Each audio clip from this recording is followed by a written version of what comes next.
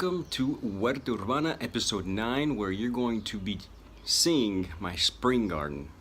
It's a little past spring now. We're actually getting closer to summer, but I'm going to start showing you my spring garden and how it's starting to come and flourish. And nowadays it's a lot more because it's almost summer, so we're seeing a lot more growth, but you're going to see how it's starting this spring. This episode, you're going to see what the garden looks like in the front yard and the backyard, because I did get a couple of people asking me in the last episode, hey, in the front yard, what's going on? So I'm going to show you a little bit of the front yard. And in my latest episode of my podcast, the Wellness Farmer podcast, I talked about a book I read by Ryan Holiday called The Obstacle is the Way, and actually used my garden as an obstacle. So for me, I'm trying to grow as much nutrient-dense food for my family as possible. And where I'm living actually at the moment, it makes it very difficult. I have no backyard. So the backyard I have is all cement. There's no dirt at all in my backyard. And in my front yard, it's not even mine. It's a little teeny piece of land in between the street and the sidewalk. That's it. And that's what I got to work with. So my backyard, it's all planter boxes. So that I got 4 or 5 planter boxes in the backyard with homemade compost, and in the front yard it was a driveway before. So it's basically just a driveway, and I had to take all the broken brick and the rock and everything out of it and try to bring it back to life with homemade compost also. So this is an obstacle of mine. But I'm turning that obstacle to the way by sharing these videos of what I'm doing and hopefully inspiring you and other people to grow some of your own nutrient-dense food. That's what Huerta Urbana is all about. So I'm trying to take this obstacle and turn it into the way. And something really neat I wanted to share is how this is helping my family eat nutrient-dense food. And it's not because I'm telling them, hey, you need to eat nutrient-dense food. It's because I'll explain that I was outside with my son, my daughter, and one of their cousins, so my nephew, and we were eating carrots out of the garden. We were picking carrots and just eating them. I mean, I don't even wash them. I pick it and I just eat it with the dirt on it. Well, I clean up the majority of the dirt off, but then I just eat it because I know it's good for you. And we were just having fun eating from the garden. And the following day, my son comes out to me and says, hey, can I go pick that tomato and eat it with my cousin? And I was like, wow, isn't that awesome? They're actually asking me to eat nutrient-dense food. Imagine that ever happening in a supermarket. Imagine walking with your cart and your kid suddenly asks, hey, can we buy that tomato over there because I want to eat a tomato? It just doesn't happen. They usually ask for the things that we know are very nutrient poor, and actually, I guess we can call them what they are, pretty much venoms, slow-working venom, slow-working poisons that eventually will make them feel terrible through the years. So it was such a cool experience to have him actually come and ask me, hey, Dad, do you mind if I pick that tomato off the garden, off the plant, and eat it with my cousin? And I was like, of course you can, if it's ready. And we went outside, and it still quite wasn't ready, but we have now picked it, and we have eaten that tomato, and man, food grown at home is so good. It is incredible how good food grown at home actually tastes. So enjoy this episode of Huerta Urbana. Hopefully you take this and become inspired to grow some of your own food, so you can also help your family eat nutrient-dense food. And let's get into this video. And how y'all doing? So spring has officially started up north, down south, and fall up north. So we just started spring here a couple of days ago, and I'm going to show you how it's looking in my super little teeny planter box garden. Check it out. So if you remember, this all started with lettuce, and we've eaten the majority of the lettuce, just a couple left.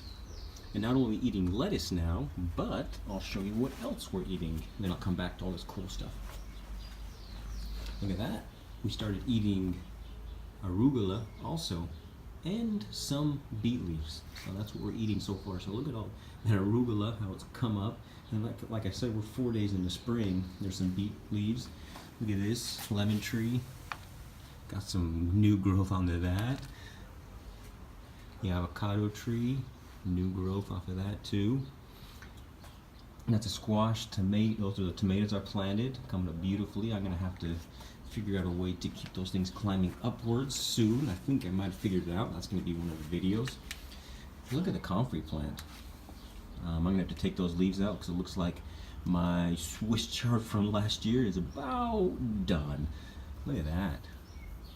Like I said, there's the lettuce again. Here's all the carrots. There's another beautiful tomato.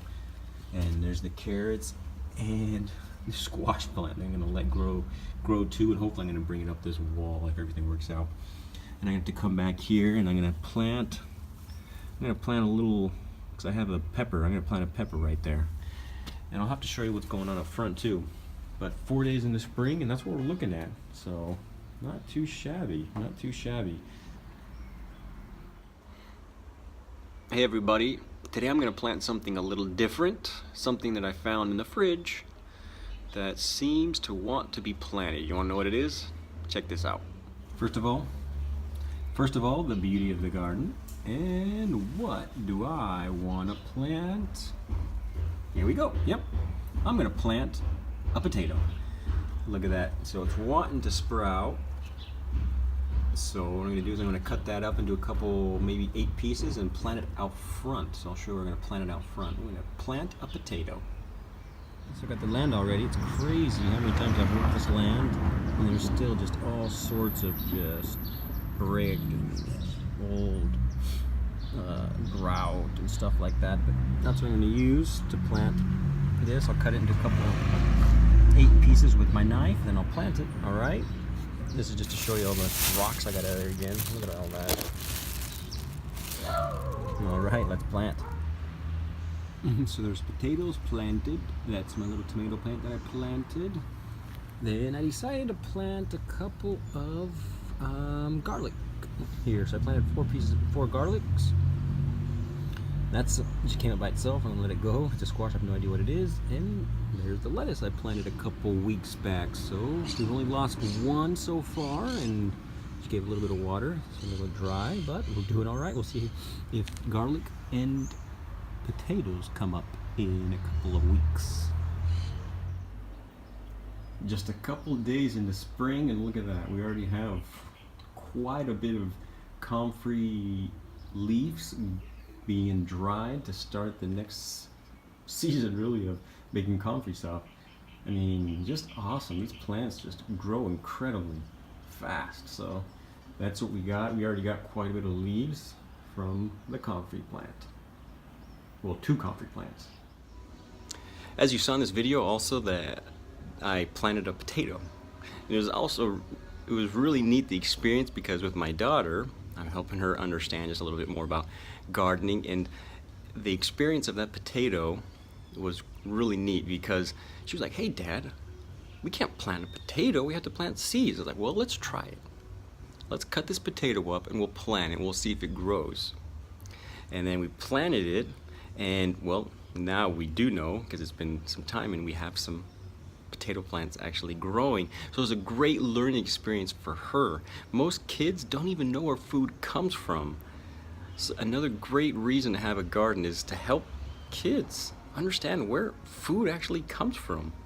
So we planted a potato instead of seeds, and we got some potato plants. Pretty neat experience, learning experience for my daughter, that now know you can grow potatoes from a potato. Well, hope you enjoyed this episode. Subscribe so you don't ever miss an episode. You can also enjoy my podcast, the Wellness Farmer Podcast, here on YouTube. You can listen to the episodes here on YouTube, or you can just go to my website, Pastos Better This Farm, and also listen there. Well, we'll see you next week, and let's keep on growing some of our own food so we can live our lives just a little bit better, a little bit more healthier, one episode at a time.